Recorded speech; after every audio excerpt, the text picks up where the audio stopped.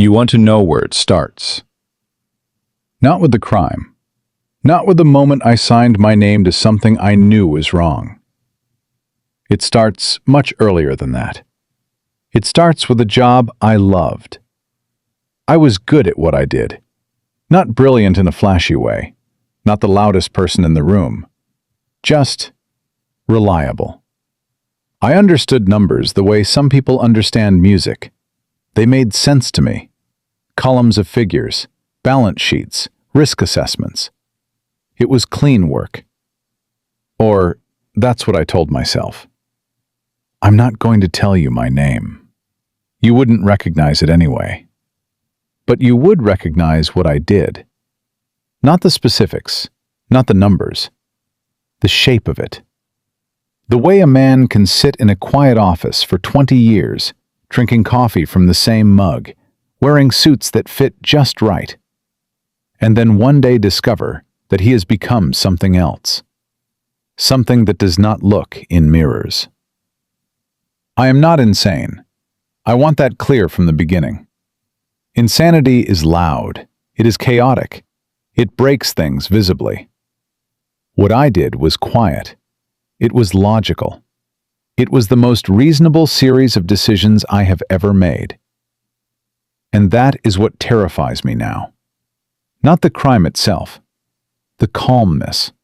The way I sat at my desk and typed the numbers and smiled at my colleagues. And felt nothing. Nothing at all. I started as a junior analyst, fresh out of university. Sharp suit, sharp haircut, sharp ambition. The institution I joined was not one of the giants. It was hungry, aggressive. It wanted to grow. And growing meant taking risks. That was the first lesson I learned. Not from a training manual, from watching the men above me. They would look at a client's file, at the debt, at the collateral, at all the warning signs written in red ink, and they would say, yes. They always said yes.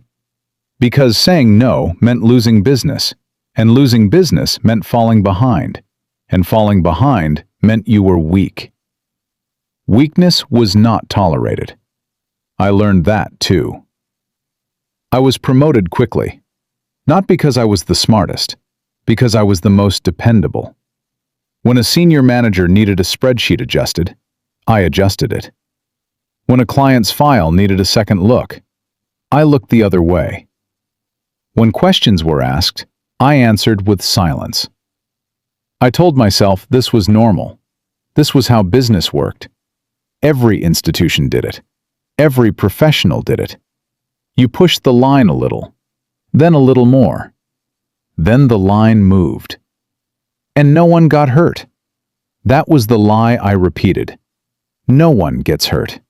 It's just paper. It's just numbers. It's just money moving between accounts that already have too much of it. I believed that for a long time. The years passed. I married, had children, bought a house. A normal life. The kind of life that appears in magazines. The kind of life that requires a certain income. And the income required performance. And the performance required flexibility. I stopped noticing the small things. The client whose loan application was approved despite missing documents. The quarterly report that showed profits where there were only losses. The meeting where we all agreed to present the same version of events. The same optimistic numbers. The same bright future. We were not lying. We were repositioning. That was the word we used. Repositioning. It sounded clinical, professional, harmless. The trouble started quietly. It always does. A few clients defaulted. Then a few more. Then the developers stopped answering calls. Then the properties we had lent against became worth less than the loans we had written. Simple math. Debt exceeds collateral. Losses appear. And when losses appear, depositors notice. And when depositors notice, they leave. And when they leave, the institution dies. We could not let it die. Not because of the shareholders, not because of the jobs, because of me, because of my mortgage, my children's school fees, my reputation, the life I had built. It sounds selfish when I say it now. It was. But at the time, it felt like survival. Just survival. One man trying to keep his family safe. That is how I justified it. I remember the exact day the real crime began. It was a Tuesday. Raining. I was drinking cold coffee in a conference room. The numbers were on the screen. Red. Everywhere red. The hole was bigger than anyone knew. Not millions. More. Enough to collapse everything. The person above me looked at me. He did not say anything. He just looked. And I understood. There would be no instruction, no written order, no paper trail, just an expectation. A shared understanding between people who had been saying yes for 20 years. Fix it. That was what his eyes said. Fix it however you need to. Just fix it. So I did. I started moving numbers. Not stealing. Not yet. Just repositioning. We had partners, other institutions, friendly relationships built over decades. I called in favors. I arranged temporary deposits. Money that would arrive on a Friday and leave on a Monday. Just long enough for the quarterly report to look healthy. A bandage. A temporary solution. We only needed a few weeks. Then the market would recover. Then the properties would rise in value. Then the losses would become gains. That was the theory. I did not believe it, but I acted as if I did, because acting confident was part of the job, and I was very good at my job. The first transaction was small, relative to the whole. A few $100 million. Moved from one account to another. Paperwork created. Paperwork destroyed. I sat at my computer. I typed the authorization. I clicked submit. And nothing happened. No alarm, no flashing light, no voice from above asking what I had done. Just the soft hum of the air conditioning and the rain against the window. I sat there for a long time, waiting for guilt, waiting for fear, waiting for something. Nothing came, so I did it again the next day, and the day after that. The weeks became months. The hole did not shrink. It grew, and my solutions became larger, more elaborate, more fraudulent. I was not alone. Other people knew. Other people helped. We would meet in offices with the blinds drawn. We would speak in code. We would shred documents before the cleaning staff arrived. It felt like a movie, but it did not feel wrong. It felt necessary, like a surgeon cutting into a patient to save their life. The patient might die anyway, but at least you tried. That is what I told myself. I am trying. I am saving. I am protecting. The moment everything changed was not dramatic. There was no shouting, no confrontation, no police at the door. It was a Thursday afternoon. I was alone. The building was quiet. Most people had left early. I was reviewing the latest report, the fake one, the beautiful, carefully constructed lie that would buy us another 3 months. And as I read through the numbers, I realized something. I could not remember what the truth looked like anymore. Not the numbers, not the real ones, not the shape of the actual hole beneath all the bandages and temporary fixes and repositioned transactions. I had lied so many times. To regulators, to investors, to my own family, that I had lost track of the original fact. The simple, terrifying truth buried beneath the fiction. We were already dead.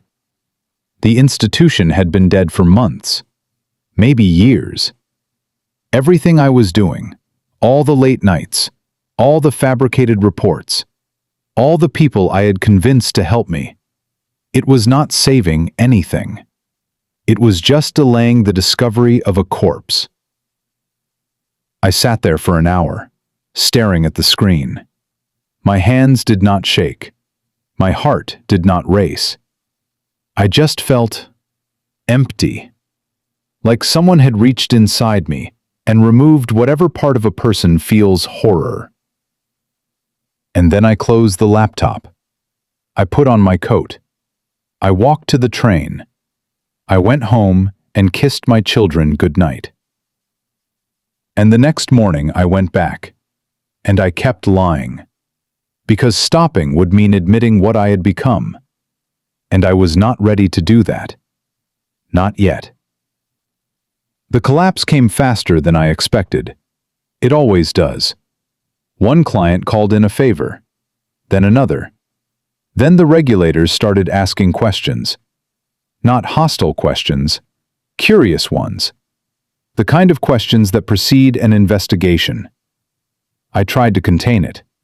More meetings, more adjustments, more temporary solutions. But the fabric was tearing, and I could not sew fast enough. One morning, I arrived and the security code had changed. My keycard did not work.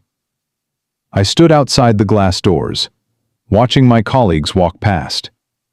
Some of them looked at me. Some of them looked away. The ones who looked away knew. The ones who met my eyes, they were the ones I had dragged down with me. The board had voted overnight. I was suspended, pending investigation, pending the truth. I did not go home. I walked, for hours, through streets I had driven for 20 years, past buildings I had financed, past homes I had helped people buy with money that was never really there. And for the first time since that Thursday afternoon, I felt something. Not guilt, not fear. Exhaustion. The deep, bone-level exhaustion of a man who has been carrying a lie for so long that his spine has curved around it. The investigation took years, not because it was complex, because no one wanted to find what they were looking for. Too many reputations at stake. Too many careers built on the same lies I had told. But eventually, they found it. The paper trail. The emails I had been careful to delete, but not careful enough. The witnesses I had trusted, who decided to save themselves instead. I was arrested on a weekday morning. My wife was making breakfast. The children were getting ready for the day. Normal sounds, laughter, a television in the next room. And then the doorbell rang, and I knew. I looked at my wife's face. She did not know yet, but she saw something in my expression, something she had never seen before. Fear. Real fear. I opened the door. 2 officers, polite, professional, unfriendly. They read me my rights. They put me in the back of a car. And as we drove away, I watched my house shrink. My wife standing in the doorway, the door half open, her hand over her mouth. She never visited me. Not once. The trial was a performance. Lawyers in expensive suits, reporters in the gallery, my face on every screen. They called me arrogant. They called me greedy. They called me a liar. All of which was true, but none of which was the whole truth. The whole truth is simpler and uglier. I did not wake up one morning and decide to become a criminal. I became one slowly, by inches, by small compromises, by saying yes when I should have said no. And by the time I realized what I had become, it was too late to stop, too late to go back, too late to be the man I had pretended to be for so long. The sentence was years. I do not want to say how many. Enough. Enough to lose my marriage. Enough to miss my children growing up. Enough to understand that the life I had built was not a life at all. It was a card tower, and I had been the one to pull the bottom card. Prison changes you. Not in the way movies show. No dramatic conversion, no tearful redemption. Just silence. Walls. Routines. The same food. The same faces. The same ceiling every night. I had a lot of time to think. Too much time. Time to replay every meeting, every signature, every lie. I thought about the people who lost money. Not the rich ones, the ones who could afford it. The ordinary ones. People who had trusted my institution with their savings, their pensions, their children's futures. I never met them, never saw their faces, but I saw them at night, standing in the corner, silent, waiting. I do not believe in forgiveness, not for what I did, not for the calm, professional way I dismantled other people's security while building my own. Some crimes are hot, committed in rage or desperation. Mine was cold, calculated, methodical. And that makes it worse. A person who kills in anger might feel remorse. A person who destroys thousands of lives over years, one spreadsheet at a time, while wearing a clean suit and smiling at colleagues. What does he feel? Nothing. That is the answer. Nothing at all. And that is the real crime.